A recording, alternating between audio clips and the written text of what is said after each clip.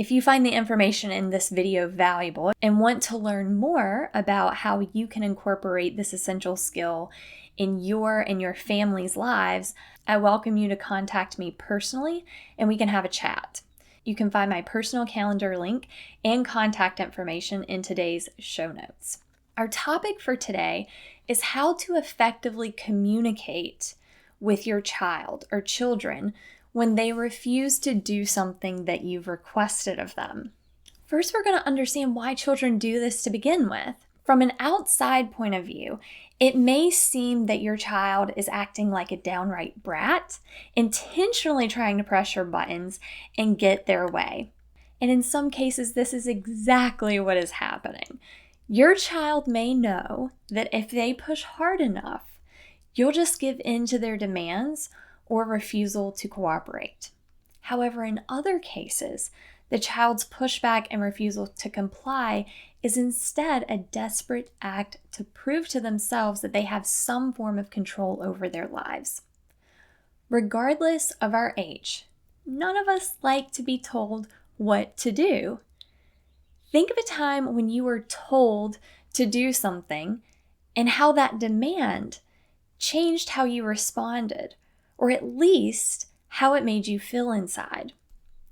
So if we experience these feelings as fully matured, rational adults, why would we expect anything less than rebellion from a child whose prefrontal lobe or rational brain has yet to fully develop? Children predominantly rely on their emotions to guide them. So if you want to conserve your energy and effort and reduce the chance of conflict, you must tactfully appeal to these emotions of theirs and their natural childlike egocentrism. And I call this positive manipulation. Again, there are two primary reasons why children refuse to comply. The first is they know from past experience if they push hard enough, they'll get what they want, they'll get their way. And this is a conditioned response. And the second reason is they want to feel a sense of control. So first, let's tackle the conditioned response.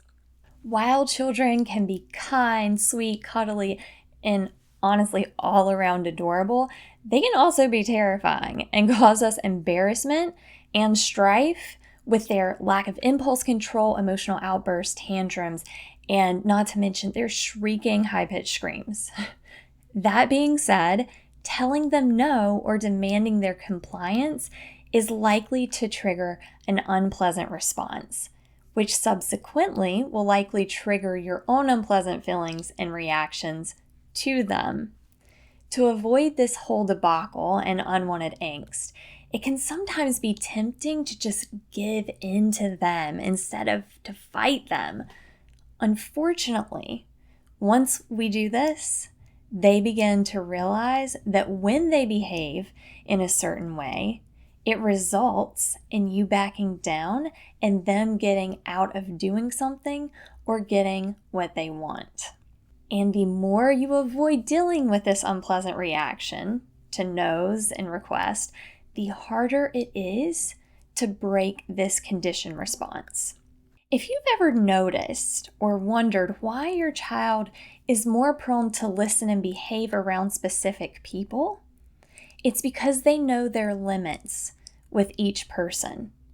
So if they act out more around you than they do someone else, it's because you have communicated to them through your actions that they can get away with what they want or avoid doing something if they behave in a certain way with you.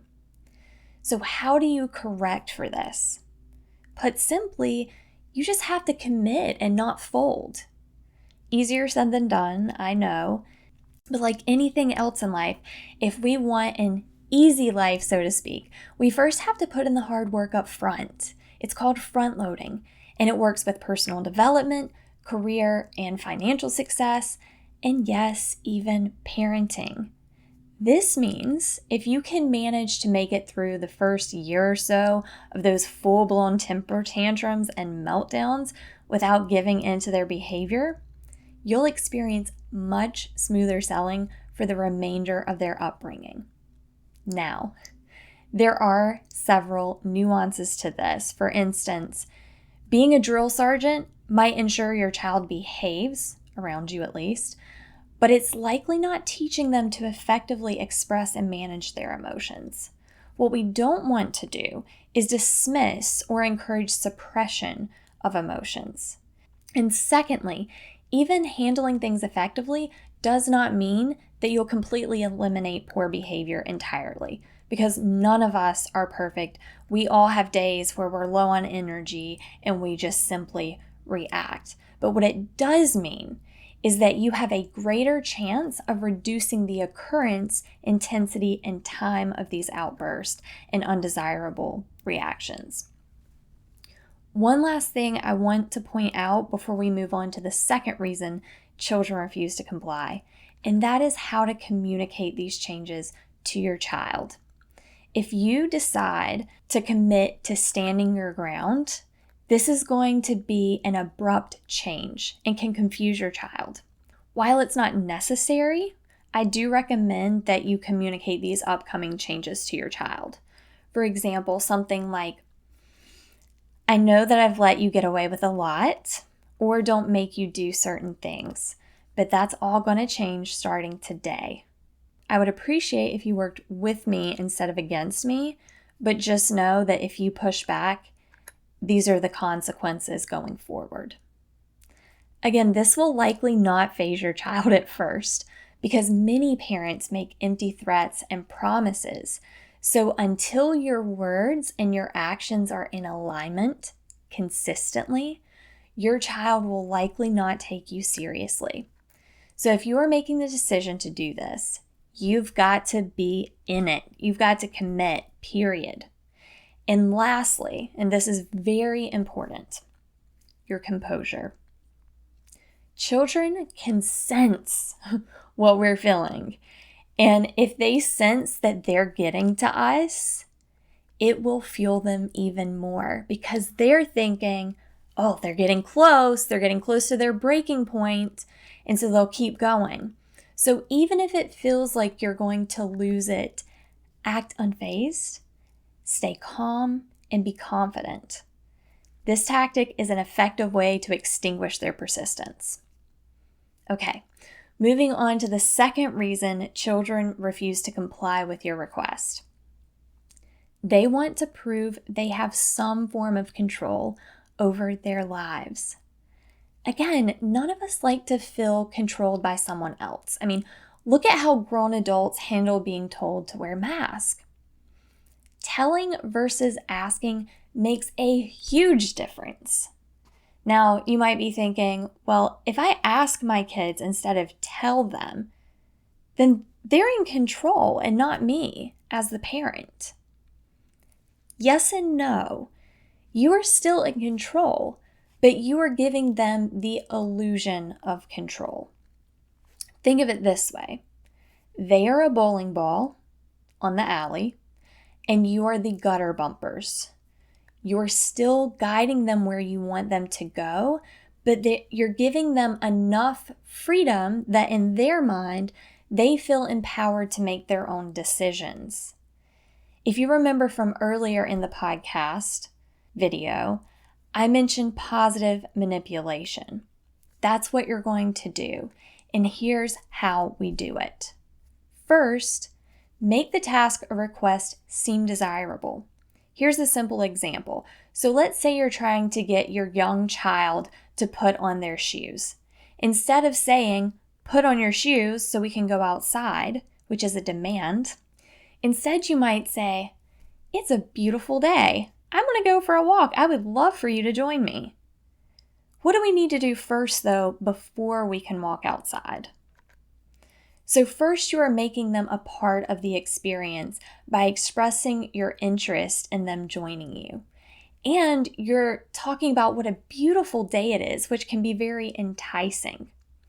And then you pose a problem, meaning there is something standing in the way of us going outside. And then you allow them to help you solve that problem by giving them the chance to provide you with an answer. Now, if they need help figuring out the solution, especially if they're younger children, we might look down at our feet and say, what is missing? What do we need to put on our feet before we can go outside? Our shoes. It's amazing what some added dialogue can do to get results over a demand.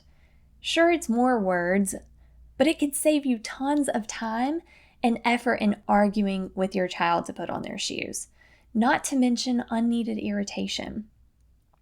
But what if this doesn't work, or there's something that isn't very fun that you're trying to get them to do? Here's where options come in handy. So if your child still refuses to comply when you pose your command as a question, you can now offer options, which we briefly talked about last week. Options open the door for choice, and choice is a form of control. So let's use chores as an example. You may say, would you prefer to help clean the kitchen or the bathroom? If they say neither, you can say, well, that wasn't one of my options, but if you insist, we can add another option to the table. Great, now you have 3 options. You can either do the kitchen, the bathroom, or be without your phone for the rest of the evening. Which would you prefer?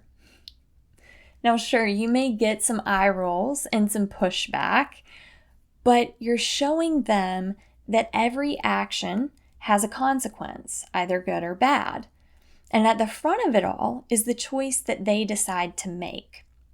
If they become upset when you take away the phone, then later you can expand on that conversation, once they've had a chance to calm down, about choice and responsibility. So before we go for today, here's a recap. Children push back and refuse to comply for 2 primary reasons. They are testing their limits with you, which you can correct for by holding strong and not reacting. And the other reason is that they want to feel a sense of control, which you can help by giving them options and making them feel involved in the process. All right, so that is all for today's episode.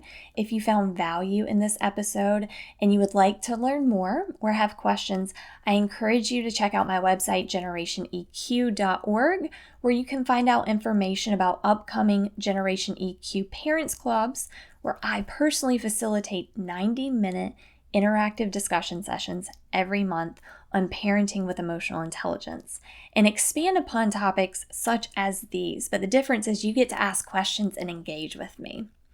In addition, I offer private family programs, which takes into account your family's unique personalities and behaviors. So I will put all of this and the link to Generation EQ in the website. Tomorrow is Throwback Thursdays, where I share an experience from my past prior to developing my emotional intelligence and assess it with a new perspective and what I learned about myself or others from that experience. But until then, live and lead with an open heart and an open mind. Thanks for watching.